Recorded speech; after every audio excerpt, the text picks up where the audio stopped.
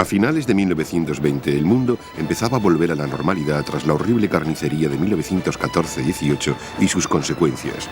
La mayoría de los estados confiaban en la Liga de las Naciones, en los acuerdos de limitación de armamento y en la reconfiguración del mapa de Europa como las bases para prevenir un conflicto en el futuro.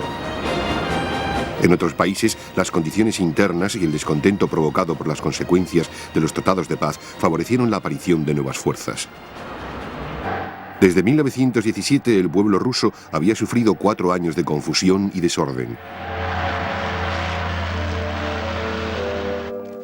La guerra civil acabó por fin en 1920. Lenin y sus victoriosos partidarios se enfrentaron a la imponente tarea de volver a organizar el país.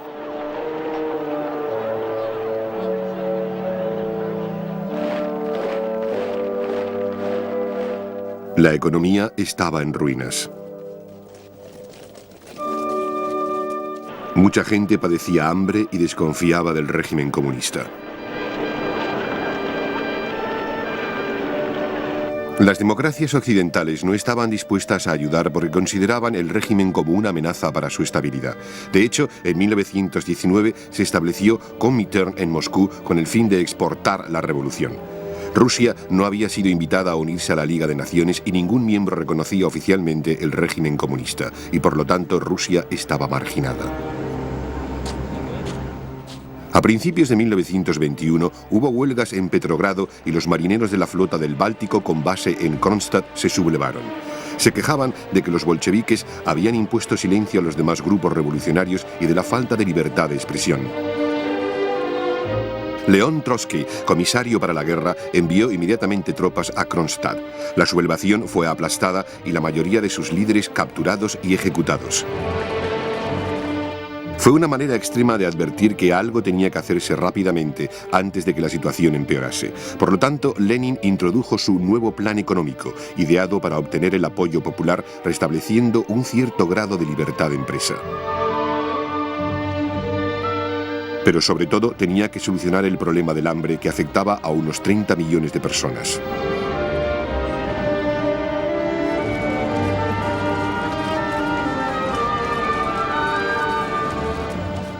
En lugar de tener que entregar el excedente de sus cosechas al Estado, política que fue muy protestada, se permitió que los campesinos lo vendiesen en el mercado libre. En dicha decisión tuvo que ver la creciente solidaridad que Occidente sentía por las víctimas del hambre.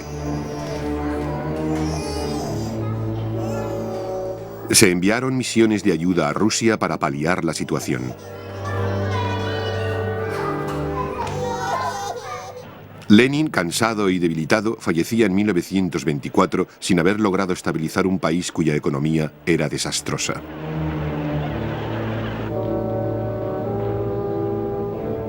Mucha gente pensó que Trotsky le sucedería. Sin embargo, Joseph Stalin, secretario del Partido Comunista al que vemos con bigote a la derecha, tenía otras ideas. E inició una campaña sutil y a veces despiadada para hacerse con las riendas del poder.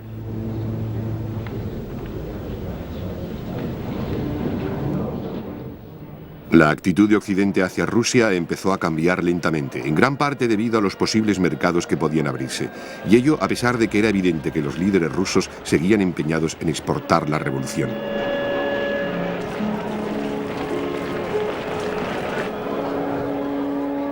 Sin embargo, en 1922 fue Alemania el país que primero firmó un pacto de cooperación con Rusia, el Tratado de Rapallo. Aparte de los acuerdos económicos, el general Hans von Scheck, jefe del ahora reducido ejército alemán, gestionó cláusulas secretas que permitían que Alemania, a cambio de entrenar y asesorar a las fuerzas armadas rusas, dispusiese de instalaciones de aviación y artillería en Rusia, prohibidas por el Tratado de Paz. Al habérsele permitido tan solo disponer de cuerpo de caballería, estos acuerdos secretos beneficiaron enormemente a Alemania.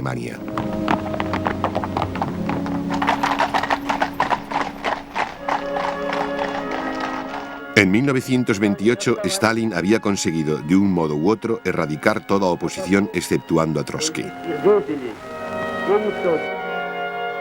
quien cayó al año siguiente cuando Stalin lo envió al exilio.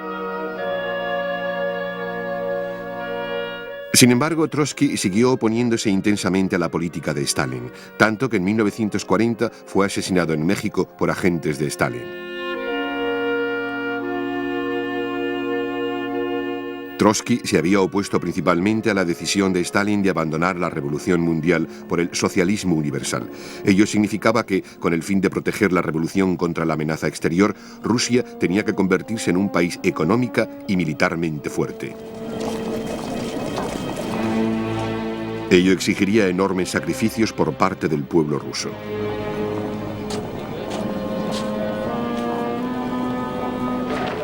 Los primeros en sufrir fueron los campesinos. Stalin les confiscó sus tierras y les obligó a la colectivización con el pretexto de que algunos acumulaban grano secretamente. Los campesinos trataron de oponerse, destruyendo casi el 50% de sus haciendas a modo de protesta. A pesar de ello, en 10 años la mayor parte del país había sido colectivizada. Aquellos que se opusieron fueron asesinados o enviados a los campos de trabajo en Siberia. La hambruna que causó dicho proceso acabó con la vida de millones de personas.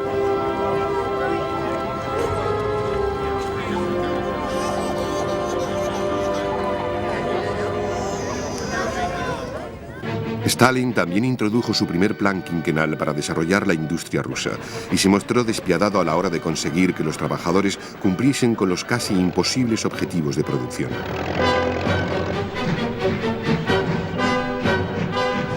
Muchos fueron acusados de ser saboteadores y fueron enviados junto a los campesinos ricos a los gulags en Siberia, donde muchos murieron trabajando en masivos proyectos tales como la construcción de un canal desde el Mar Blanco al Báltico.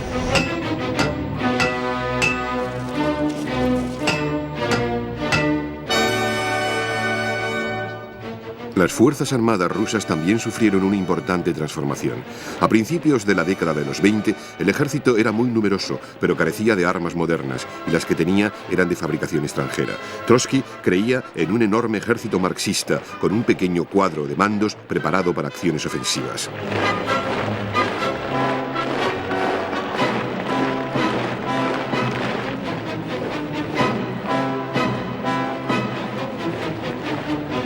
Trotsky también estaba a favor de la caballería, que había demostrado ser muy eficaz durante la guerra civil.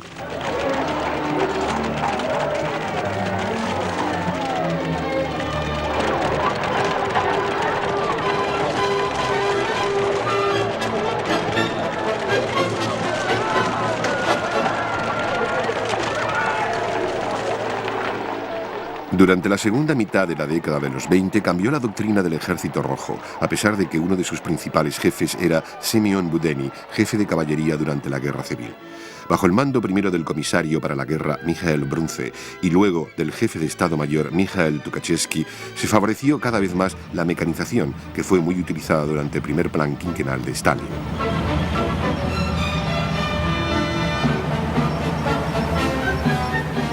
El plan quinquenal también se aplicó a la Fuerza Aérea, cuya función principal consistía en apoyar a las fuerzas de tierra.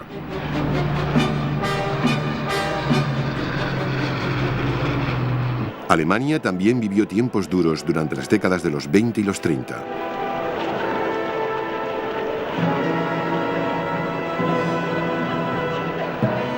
La consecuencia inmediata de la Gran Guerra había sido el conflicto civil entre la extrema derecha y la extrema izquierda, que de hecho eran ejércitos privados que reclutaban soldados que regresaban de la guerra.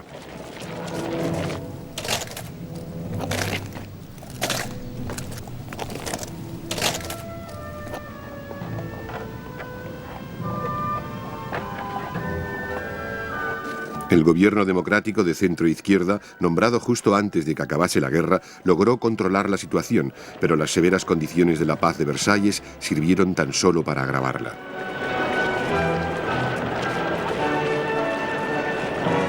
Las limitaciones impuestas en las fuerzas armadas alemanas, como la prohibición de tanques, aviones y artillería pesada, suponían el que éstas a duras penas pudiesen defender las fronteras del país.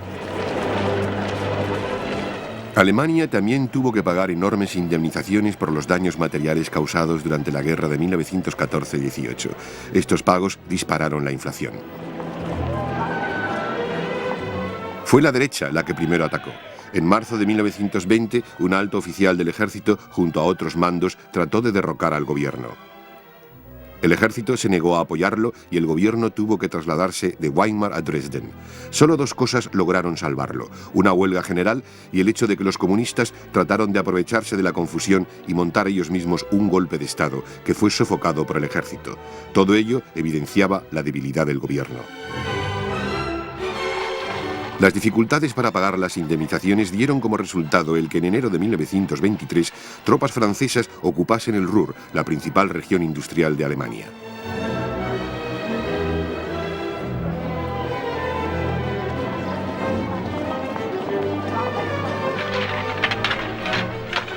La ocupación francesa aumentó el resentimiento y tuvo como consecuencia el que la inflación se disparase aún más. De los 7.000 marcos por dólar se pasó a 1 millón en agosto.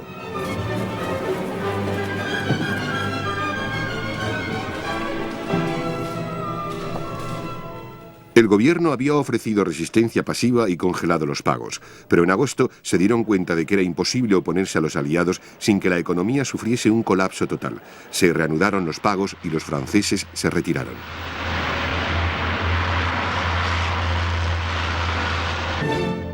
Tanto la extrema izquierda como la extrema derecha lo consideraron un signo más de la debilidad del gobierno de Weimar y el malestar continuó. Especialmente en Bavaria, donde los efectos de la guerra civil de 1919 habían favorecido la aparición de grupos de extrema derecha, entre ellos el Partido Nacional Socialista Alemán de los Trabajadores, los nazis, dirigidos por Adolfo Hitler, un excabo de padres austríacos. Su carisma y sus ataques al ultraje de Versalles pronto le granjearon grandes simpatías.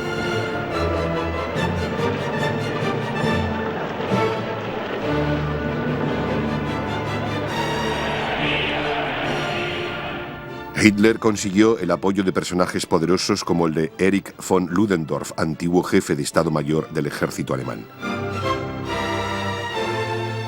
En noviembre de 1923, Hitler y Ludendorff intentaron dar un golpe de Estado en Múnich, con la intención de derrocar al gobierno de Weimar y romper el Tratado de Versalles. El golpe fracasó y Hitler y Ludendorff fueron llevados a juicio.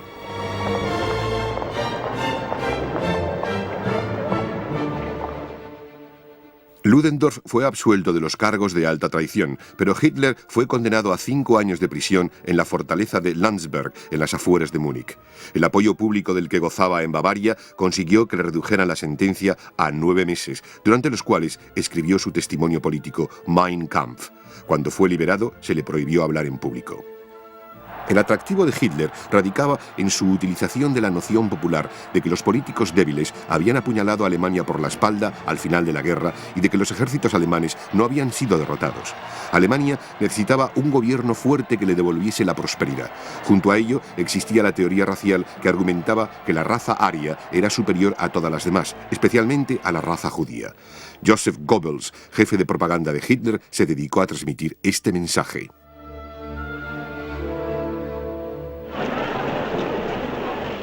En mayo de 1924, Charles Dawes, director del Departamento de Presupuestos de los Estados Unidos, introdujo un plan revisado para los pagos de las indemnizaciones. Ello permitía iniciar la recuperación de la economía alemana. En 1927, las últimas tropas aliadas de ocupación, un recuerdo constante de que Alemania había sido vencida en 1918, se retiraron del Rin. Ello fue consecuencia de la admisión de Alemania en la Liga de las Naciones el año anterior. Por consiguiente, el apoyo a los nazis de Hitler disminuyó. Pero en el 27 se levantó la prohibición que impedía a Hitler hablar públicamente y este decidió presentarse a las elecciones parlamentarias.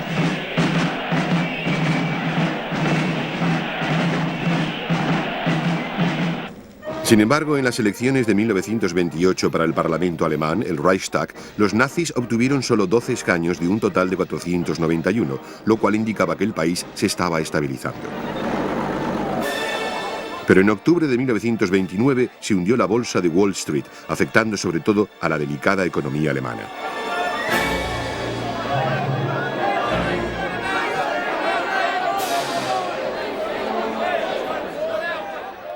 El desempleo aumentó y sirvió para polarizar la opinión pública entre los comunistas y los nazis de Hitler.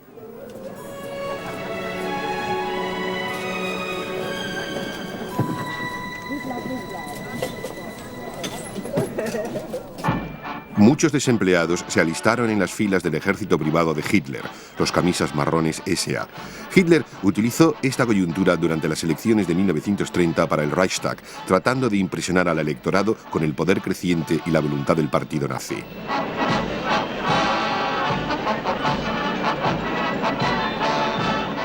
Las elecciones estuvieron marcadas por la violencia entre camisas marrones y sus rivales comunistas.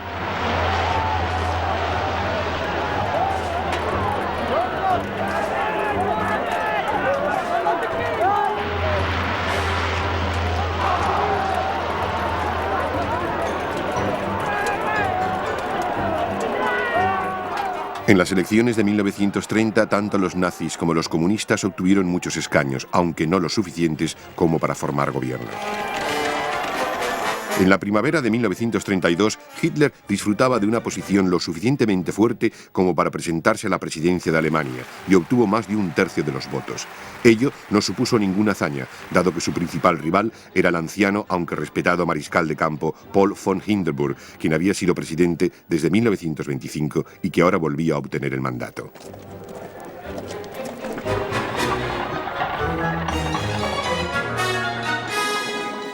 Las elecciones del Reichstag de aquel mismo año confirmaron a los nazis como el mayor partido, aunque no obtuvieron la mayoría absoluta.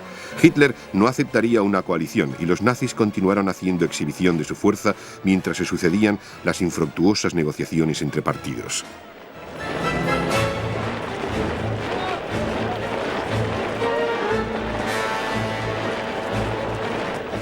Los acontecimientos se sucedían con rapidez. Von Hindenburg se dio cuenta de que la única manera de salir de aquel atolladero político era convencer a Hitler de que aceptase la Cancillería, lo que hizo el 30 de enero de 1933, aunque solo 2 miembros de su partido estaban en el gabinete. Un mes más tarde, el Reichstag se incendió misteriosamente, culpándose de ello a un holandés medio loco.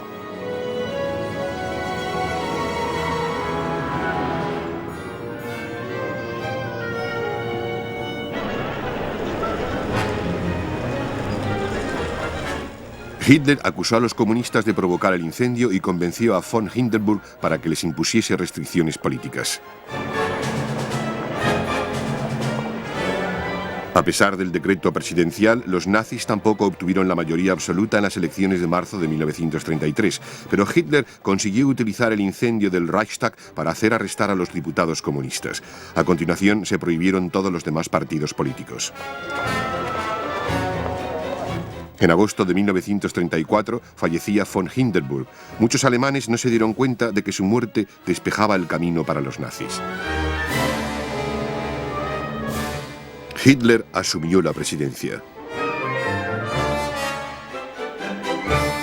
Su poder era ahora absoluto.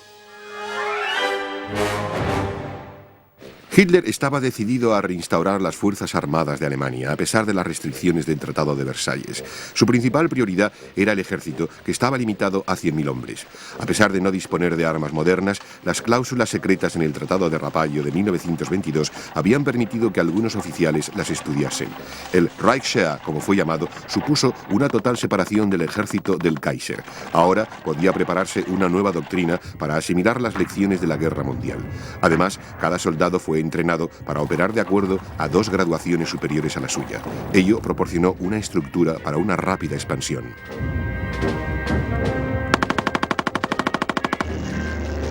Alemania no disponía de fuerza aérea durante los años de Weimar, si bien los aliados habían permitido la aviación civil a partir de 1922, lo que supuso la creación de la línea aérea estatal Lufthansa y la regeneración de la industria aérea.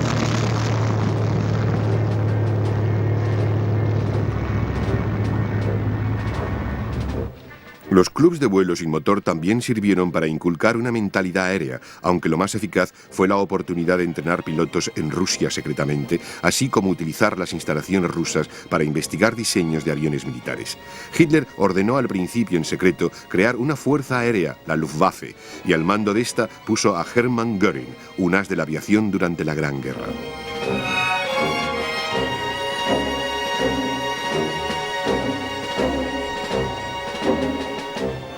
Los mandos militares aceptaron con agrado los planes de expansión de Hitler, pero se mostraban cada vez más preocupados por el papel que debían desempeñar los camisas marrones de Hitler. El líder de las SA, Ernst Röhm, opinaba que éstas debían estar en la vanguardia de la defensa militar alemana. Hitler empezó a sospechar de los motivos de Röhm. En junio de 1934, con la ayuda de Heinrich Himmler y sus SS, Hitler arrestó y ejecutó rápidamente la jerarquía de las SA. Ello confirmó la primacía del ejército, pero a cierto precio. Todos los soldados tenían que jurar lealtad a Hitler. Mientras, Hitler retiró a Alemania de la Liga de las Naciones en octubre de 1933, afirmando que por lo que a él respectaba, el Tratado de Versalles no tenía validez.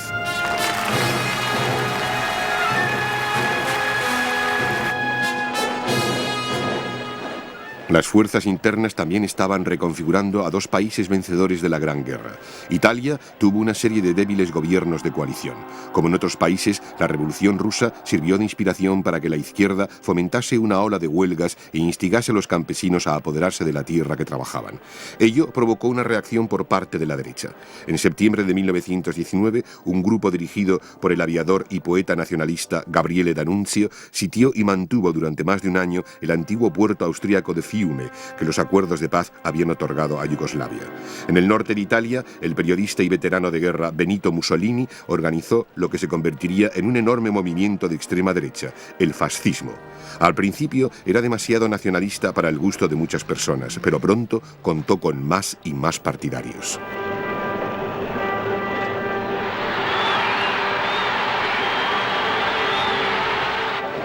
Mussolini se esforzó en establecer una base de poder en el norte de Italia. En agosto de 1922, el gobierno estaba poco dispuesto a actuar con firmeza ante una huelga general.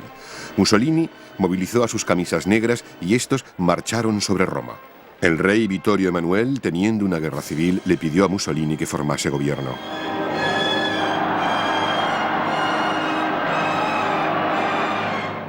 Mussolini acabó con toda oposición política y asumió los poderes dictatoriales. En 1928 su posición era aparentemente inatacable, con un parlamento nombrado en lugar de elegido y el poder firmemente en manos del Gran Consejo Fascista.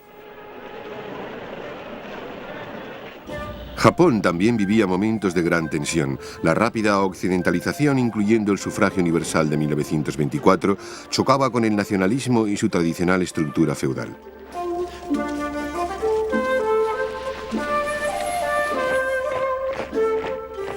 Esto quedaba resumido en la figura del emperador, que continuaba siendo reverenciado como un dios por su pueblo.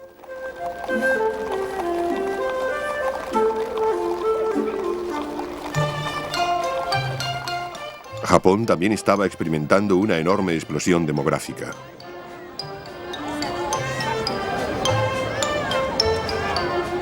Además, a medida que desarrollaba su base industrial, Japón se daba cuenta cada vez más de su escasez de recursos naturales.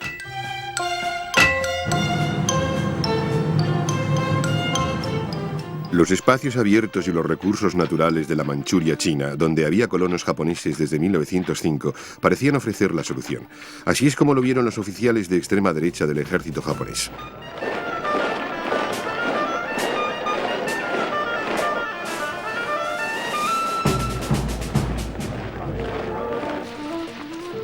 Parte del ejército japonés ya estaba destinado en el sur de Manchuria, según los acuerdos que pusieron fin a la guerra con Rusia en 1905.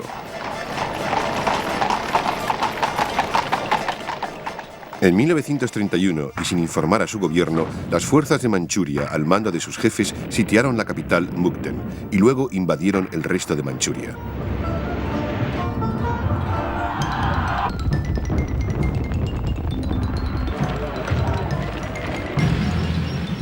A continuación, los japoneses crearon el estado títere de Manchukuo. Como jefe instalaron al último emperador de la dinastía china manchú, Henry Puyi, destituido en 1911, pero este carecía de poder real. La cruda agresión japonesa horrorizó a las democracias occidentales, que seguían resueltas a dominar el mundo de la guerra.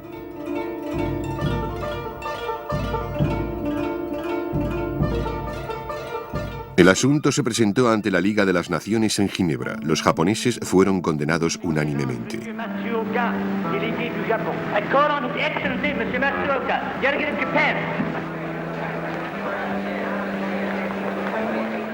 La Asamblea esperó a ver cómo reaccionaba Japón. Para Japón, es imposible aceptar el dictamen de la Asamblea. Y luego abandonaron el edificio de la Liga, al que nunca volvieron, ante el asombro de los demás miembros, que se dieron cuenta de que carecían de poder para tratar con un agresor despiadado.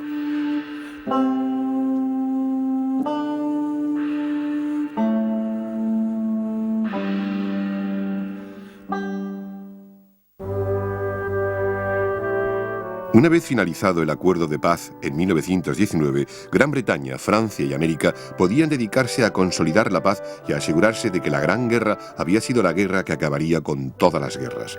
Los muchos sacrificios que habían hecho durante la guerra actuarían de estímulo para alcanzar dicho ideal.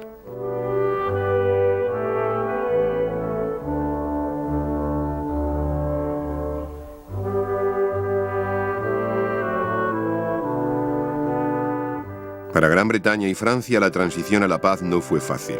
El área principal industrial de Francia, el noreste, se había visto muy afectado y había perdido, al igual que Gran Bretaña, mucha mano de obra.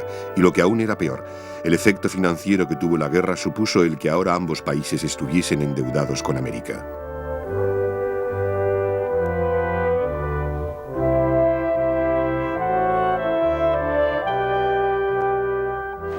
El gran número de soldados desmovilizados agravaban el problema que suponía cambiar de una economía de guerra a una de paz. Las fábricas de munición redujeron la producción, aumentando el desempleo y las huelgas a medida que disminuía el número de pedidos y los sueldos.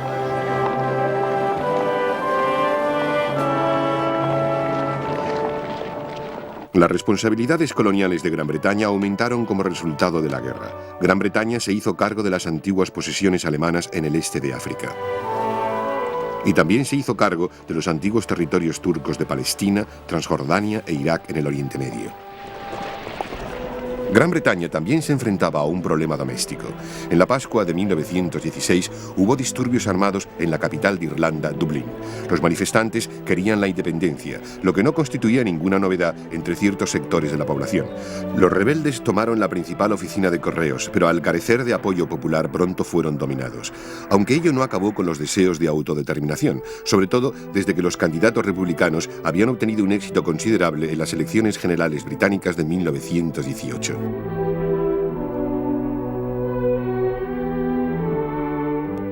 A principios de 1919 volvieron a surgir problemas y algunos policías fueron atacados. El ejército británico acudió y se puso en marcha una severa campaña antiguerrillas.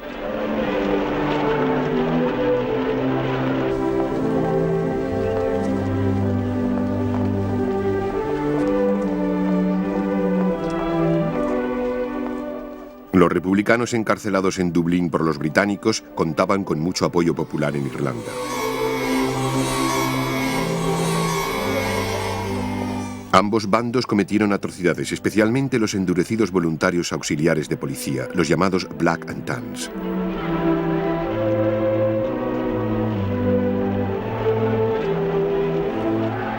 Una guerra a gran escala en Irlanda no era lo que Gran Bretaña deseaba y al final se pudo llegar a un compromiso y las tropas se retiraron. Los 26 condados irlandeses del sur obtuvieron la independencia como el Estado Libre Irlandés. El líder irlandés, Eamon de Valera, agradaba a mucha gente, aunque no a toda. Algunos pensaban que toda Irlanda debía haberse convertido en una república. En 1921 estalló la guerra civil entre los partidarios del Estado Libre y el ejército republicano irlandés, el IRA. Las fuerzas gubernamentales recibieron mucho armamento de Gran Bretaña y, por lo tanto, tuvieron ventaja desde el principio.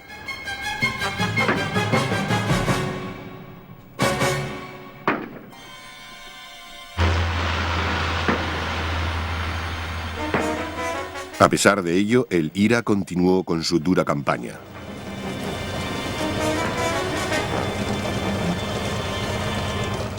Los combates tuvieron lugar en las ciudades, entre el ejército del Estado Libre y los pistoleros del IRA.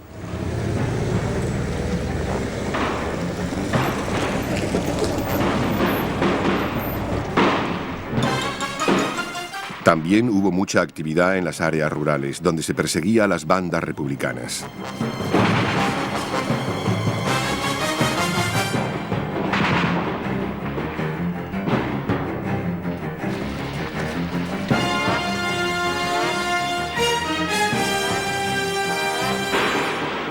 El IRA montó numerosas emboscadas contra las tropas del Estado Libre. Al final se logró agotar la resistencia del IRA y en mayo de 1923 acabaron las hostilidades. El IRA, 13.000 de cuyos miembros estaban en la cárcel, continuó luchando clandestinamente por una Irlanda totalmente republicana. Al mismo tiempo, las nuevas responsabilidades británicas en Oriente Medio eran muy agotadoras, especialmente en Irak. Las tribus árabes, libres del dominio turco, utilizaron la derrota turca para intentar conseguir más poder.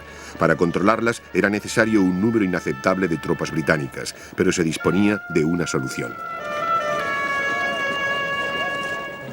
El papel que desempeñó el bombardero estratégico en 1917-18 le había dado a la Fuerza Aérea Real independencia con respecto al ejército y a la armada.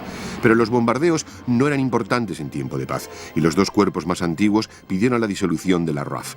El mariscal del aire, Sir Hugh Trenchard, que había comandado la RAF en Francia en 1918 y que era ahora jefe del Estado Mayor del Aire, presentó una propuesta radical que salvaguardaría la independencia de la RAF. Afirmó que el poder aéreo podía vigilar el Oriente Medio de una manera menos costosa que los miles de soldados de tierra. El gobierno, que deseaba ahorrar dinero, estudió la situación y nacieron así las patrullas de control aéreo. Si una tribu se mostraba ingobernable, la RAF la amenazaba con bombardear sus poblados. Si ello fracasaba, se le daban a la tribu 24 horas para evacuar el poblado y a continuación la RAF lo bombardeaba. Este sistema resultó ser muy eficaz. Además, el ejército le suministró a la RAF vehículos blindados que, junto a las levas locales, proporcionaban el apoyo terrestre.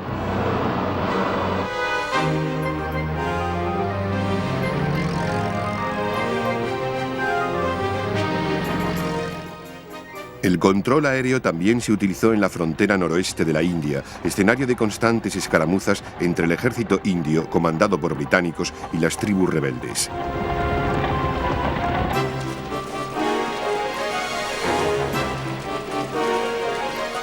Las operaciones en las fronteras del norte de la India mantenían ocupado al ejército, además de suponer un excelente entrenamiento para los soldados, tanto británicos como indios.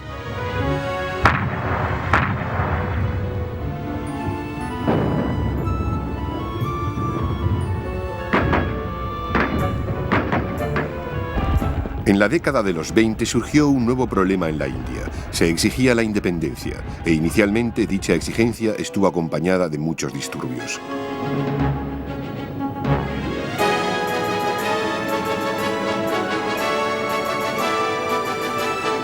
Mahatma Gandhi, el personaje central con el pecho al descubierto, desarrolló una campaña no violenta de desobediencia civil.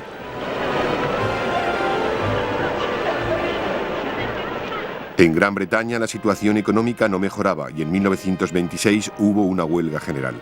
Ello amenazaba la misma base del país.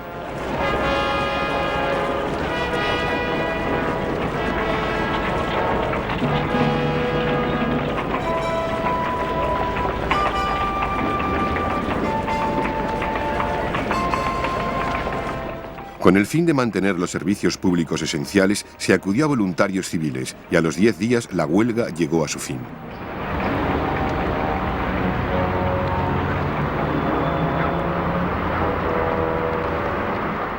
El crack del 29 en Wall Street complicó las cosas y supuso el que millones de personas perdieran su empleo. Se recortaron al mínimo los gastos de defensa y en 1930 se redujo el sueldo de las Fuerzas Armadas en un 10%. En 1931, Gran Bretaña pudo participar y vencer en el trofeo Schneider de hidroaviones gracias a la generosidad de un filántropo patriótico.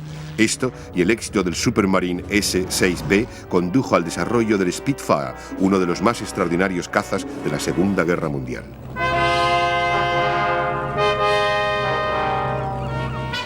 Como resultado de los acuerdos de paz, Francia también tenía responsabilidades en el extranjero, al habérsele otorgado el mandato de Siria. Y también tuvo que hacer frente al continuo malestar entre las tribus de sus posesiones en Argelia, Túnez y Marruecos, en el norte de África.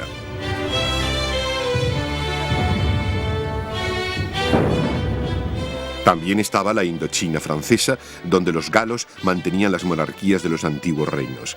Sin embargo, a pesar de su esplendor, estos no tenían poder, y como en la India, el deseo de independencia era cada vez mayor.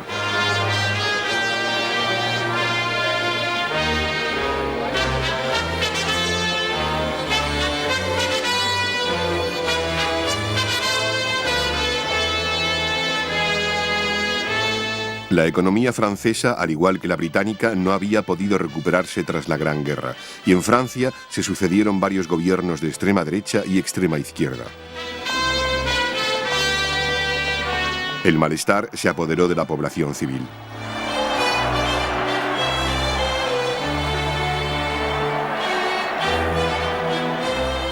En lo único que todos los gobiernos coincidían era en que Francia no podría volver a costear otra guerra como la de 1914-18. Con el fin de crear una defensa y una fuerza disuasoria eficaces, se construyó una línea de fortificaciones a lo largo de la vulnerable frontera este con Alemania. En 1930 se iniciaron los trabajos de este enorme proyecto que se llamó la Línea Maginot, en honor de André Maginot, en aquel entonces ministro de Defensa, y el cual había sido seriamente herido en Verdún en 1916. En términos económicos, Estados Unidos había sido sin duda el único ganador de la Gran Guerra. Los préstamos que hizo a sus aliados y el no tener que reconvertir una industria bélica que de hecho nunca había arrancado del todo fueron los factores determinantes para ello. Sin embargo, la experiencia de 1917-18 sirvió para reforzar la tradicional creencia americana de que no era aconsejable meterse en los asuntos de Europa.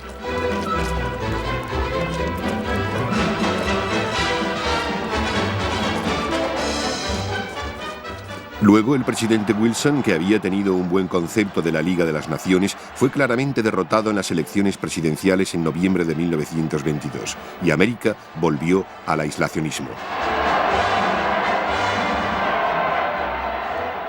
En los Estados Unidos, los años 20 fueron un periodo de prosperidad. Hazte rico pronto era la consigna.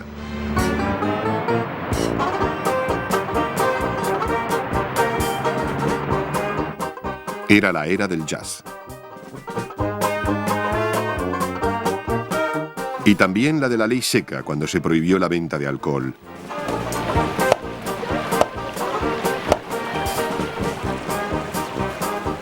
Sin embargo, ello provocó un comercio ilegal de bebidas dirigido por los gángsters.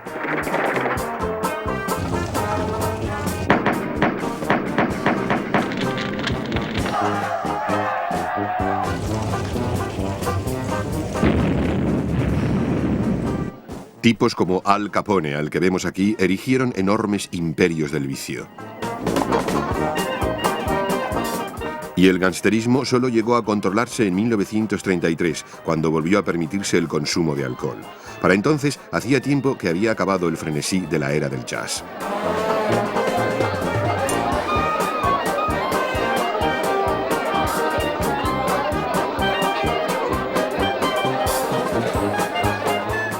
La quimera económica acabó en octubre de 1929, cuando colapsó la bolsa de Wall Street.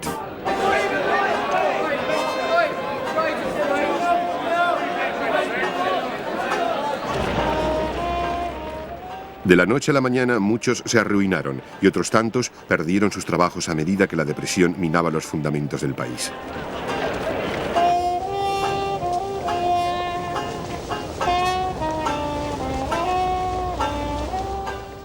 Y tan solo la elección de Franklin Roosevelt en noviembre de 1932 y su nuevo programa devolvieron las esperanzas al país.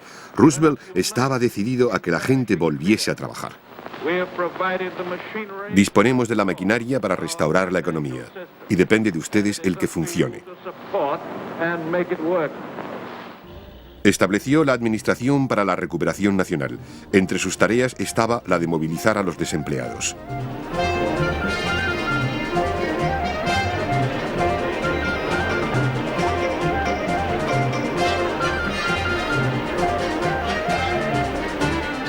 Con la ayuda del ejército, estos fueron enviados a las regiones más remotas de los Estados Unidos.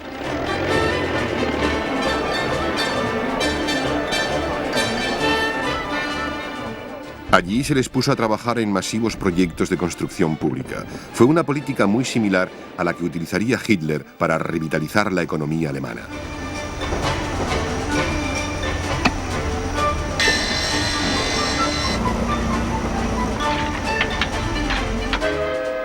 Y la economía empezó a recuperarse. La creación de la Liga de las Naciones auguraba buenos tiempos para una paz global duradera. Además, durante el invierno de 1921-22 se celebró en Washington un congreso naval. En el mismo se limitó el tamaño de los buques de guerra y las fuerzas de las armadas principales. En 1925, y en La Haya, Holanda, un congreso internacional de juristas preparó el borrador de un proyecto que establecía las normativas para la guerra aérea, incluyendo la prohibición de ataques sobre civiles. Y en posteriores convenios celebrados en Ginebra se acordaron normas de conducta para la guerra. En 1925 se prohibió el uso de gas venenoso y en el 29 se perfeccionó el primer convenio de Ginebra de 1864, el cual versaba sobre el trato a los enfermos, heridos y prisioneros de guerra. También se hicieron progresos en el terreno diplomático. En 1925, y mediante los tratados de Locarno, Gran Bretaña e Italia acordaron actuar como garantes de las fronteras nacionales del oeste de Europa.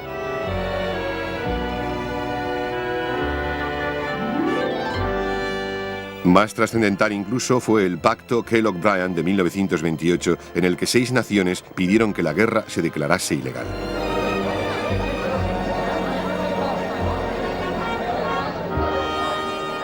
Sin embargo, estos intentos para erradicar la guerra no significaban la paralización del ideal militar.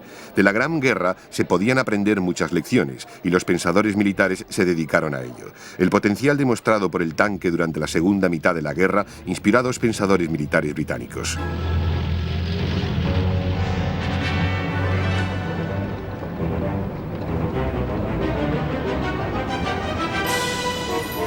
La tecnología moderna estaba a punto de superar las desventajas que la baja velocidad y la poca fiabilidad de los tanques habían evidenciado.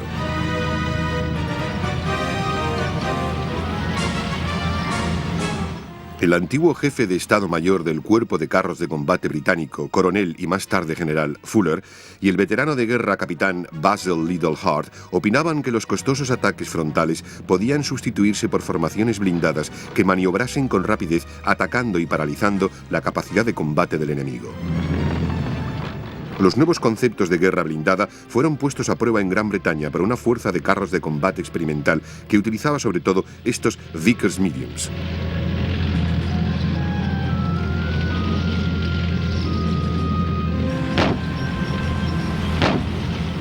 El diseñador de tanques americano, Walter Christie, desarrolló un revolucionario sistema de suspensión que mejoró muchísimo la capacidad todoterreno del tanque.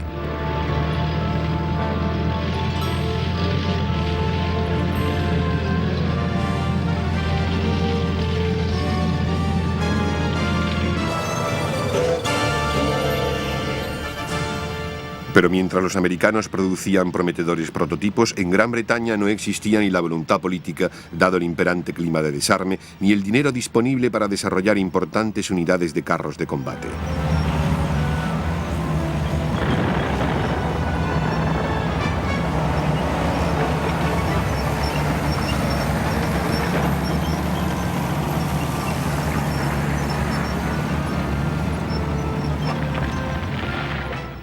Los franceses también llevaron a cabo muchos experimentos. Entre los tanques que desarrollaron estaba el enorme Char D, que con sus 32 toneladas era el mayor tanque de la época.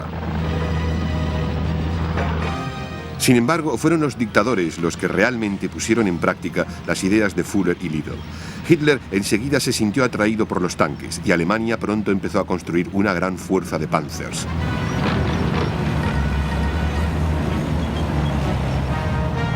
Stalin también estaba impresionado, y a mediados de la década de los 30 el ejército ruso contaba con la mayor fuerza de carros de combate del mundo.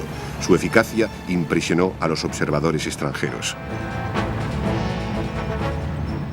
Las teorías de guerra aérea estaban influenciadas por los bombardeos estratégicos durante la Gran Guerra. Uno de los primeros teóricos del aire fue un italiano, al que impresionaron los bombardeos que Italia llevó a cabo contra Austria.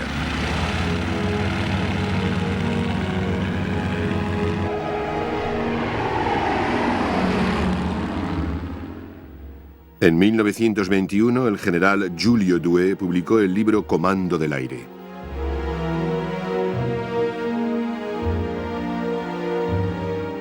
Haciéndose eco de la opinión del general Smuts tras los ataques aéreos alemanes sobre Londres en 1917, Due creía que en el futuro el avión, apoyado por pequeños ejércitos y armadas, podría someter a los estados enemigos atacando la sede del gobierno, la industria y a la población civil.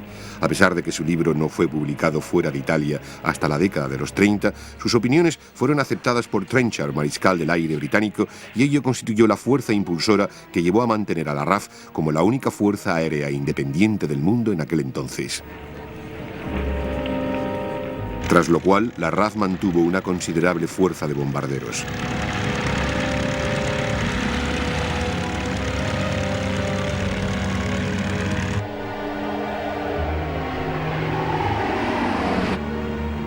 Trenchard consiguió que la población británica apoyase a la RAF mediante la creación de espectáculos aéreos. Miles de personas acudían a presenciar estas espectaculares demostraciones aéreas.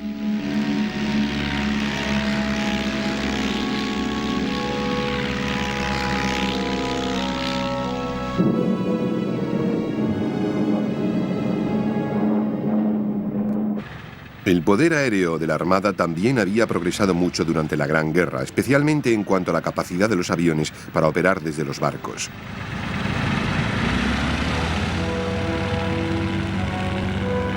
Al final de la guerra se había desarrollado el portaaviones, que permitía que los aviones despegasen y aterrizasen sobre un barco en alta mar.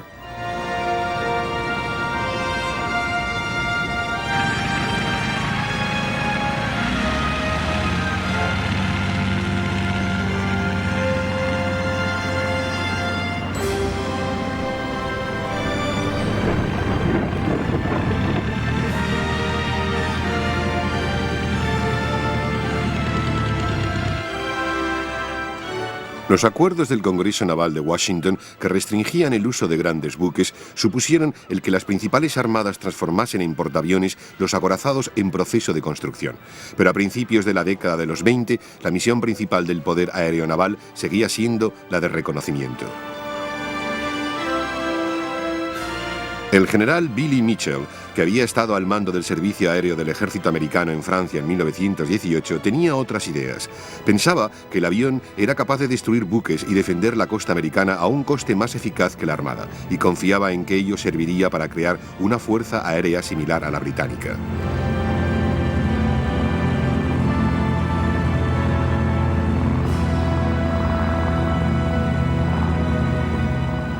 En 1921 se le permitió experimentar sus teorías con algunos buques anticuados.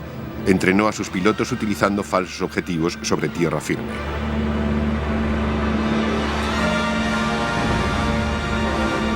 Y en julio llevó a cabo la demostración con gran éxito. Pero sus esperanzas para cambiar inmediatamente los sistemas de defensa americanos no se vieron cumplidas.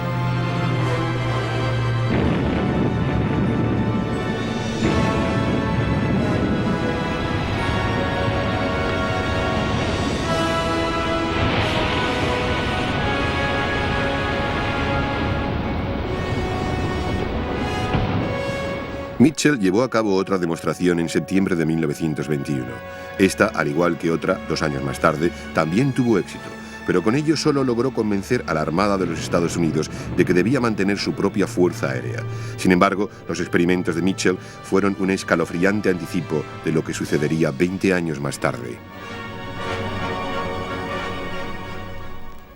Pero en 1930 empezaron a surgir grietas en el camino hacia el desarmamento internacional. Aquel año, el Tratado Naval de Londres vio cómo América, Gran Bretaña y Japón acordaban limitar el número de pequeños buques en la misma proporción que la acordada en el Tratado de Washington de 1922 para buques grandes.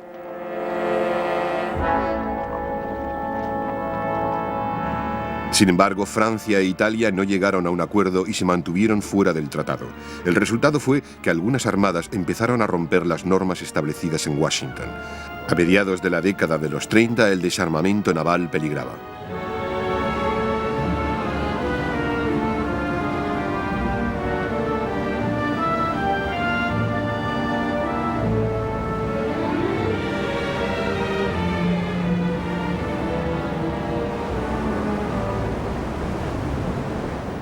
Pero más tarde, en febrero de 1932, se celebró en Ginebra el mayor congreso para el desarmamento que había existido hasta la fecha.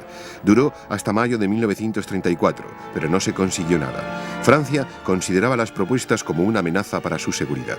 Hitler advirtió que se rearmaría si las demás naciones no reducían sus efectivos militares. De hecho, el rearme alemán ya había empezado. Otras naciones también estaban aumentando su poderío militar.